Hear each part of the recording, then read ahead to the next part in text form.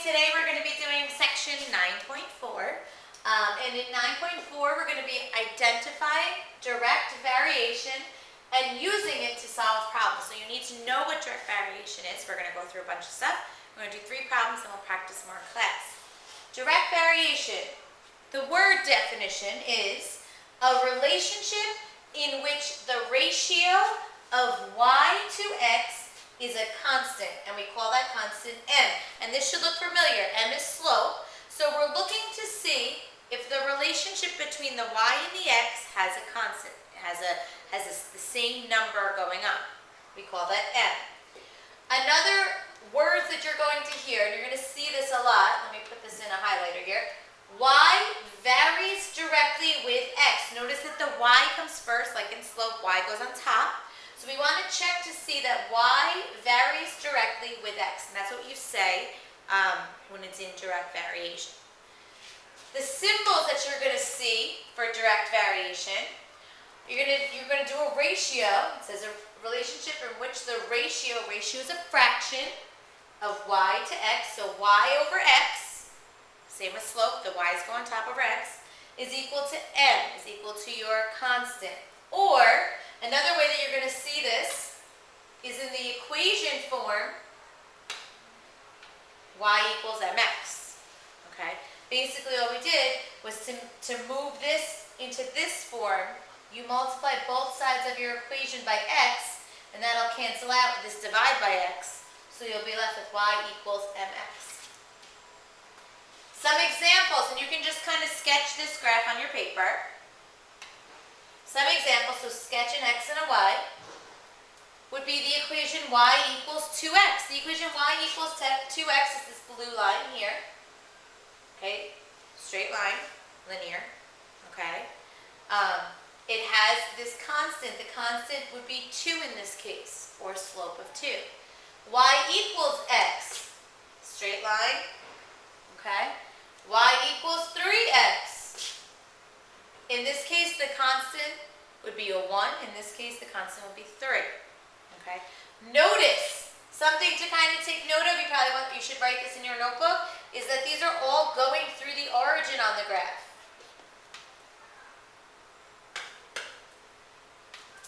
Okay. In order for it to vary directly, it will go through the origin on the graph. Goes through the origin. Okay, so let's try some examples.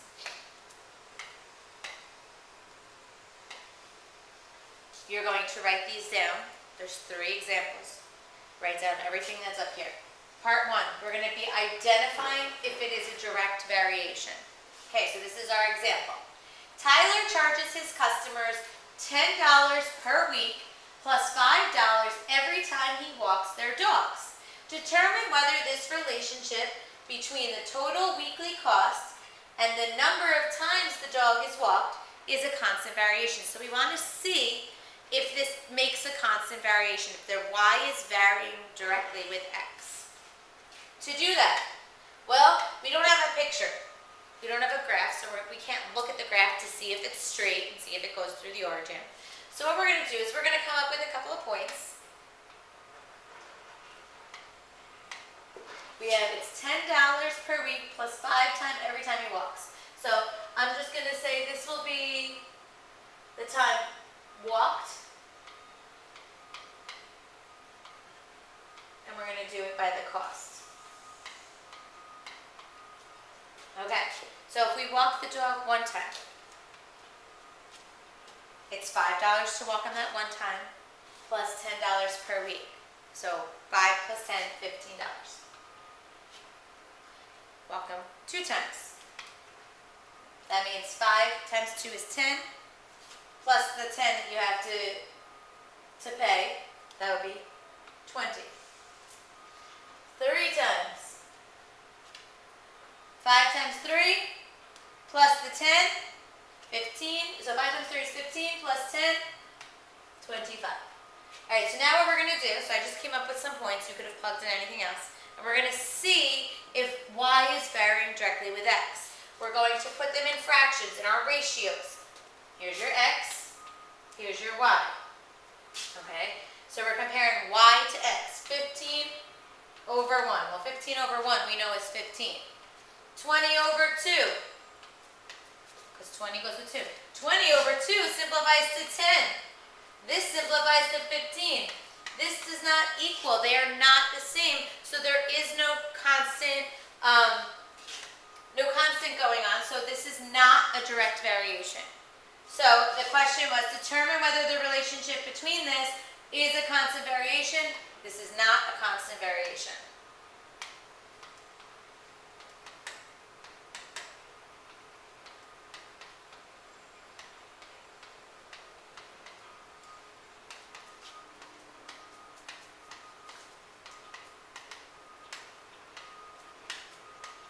Okay?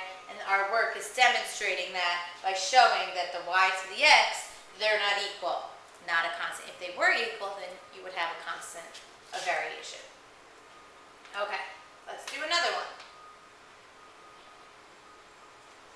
The equation P equals 6s relates to the perimeter P of a regular hexagon to the length of a side S. So what they're trying to say is here, each one of these sides would be an S, and that relates to the perimeter because you do 6 times the side, and you'll get the perimeter. Determine if there is a constant of variation. If so, explain what it represents in this situation. So we're looking at this equation, P equals 6S. And if you remember, in the beginning part of your notes, if you go look up in the front of your notebook there, I told you it had to be of the form y equals mx. Okay, and I said that m will be your constant. So the equation we're looking at now is P equals 6s. Is this of the same format?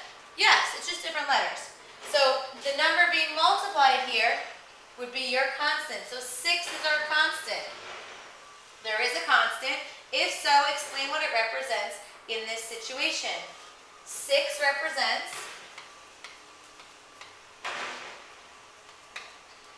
the amount of sides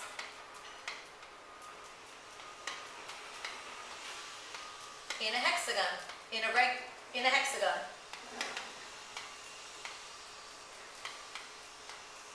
And the reason why they say a regular hexagon is because they're trying to tell you that all the sides are equal.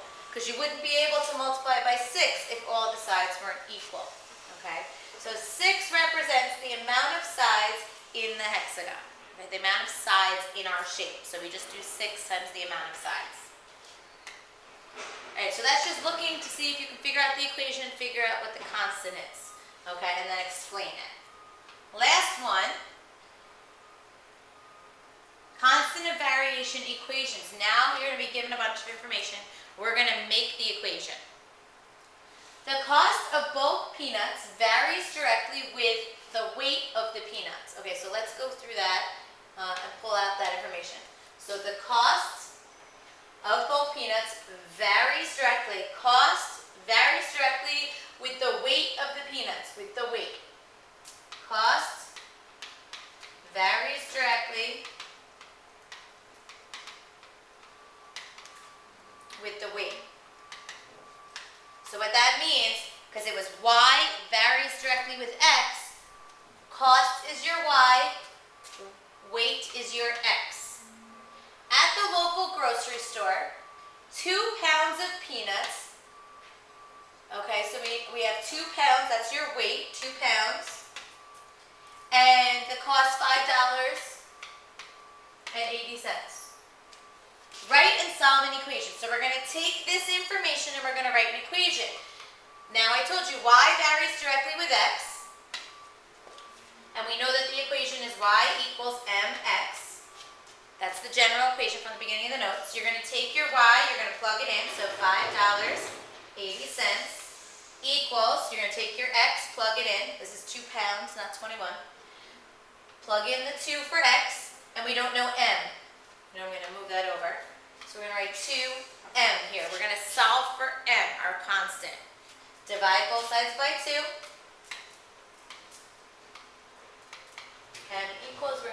$5.80 divided by 2, $2.90. So the first step, figure out which one's your y and your x. Plug them into the equation, plug them in, solve for your constant, step 3, solve for your constant. Now rewrite your equation. So our equation is y equals $2.90 times x. So this will work for every cost and weight of the peanuts. So this is our equation. That was the first thing that this problem asked us to do. If you want to write down the steps, I'll say them again. 1, figure out what your y and x are. 2, plug them into the given equation, to the regular equation.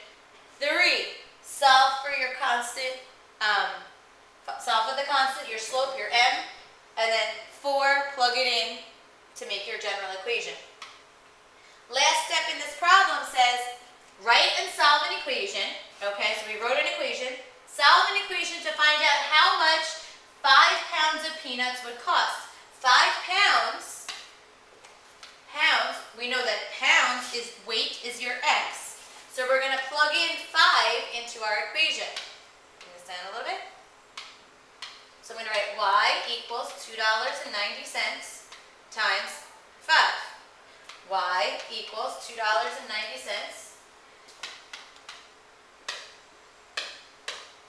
$14.50. Put my units. So my 2 answers, red box and the black box. That's it for tonight. We'll do a bunch more tomorrow. Have a good one.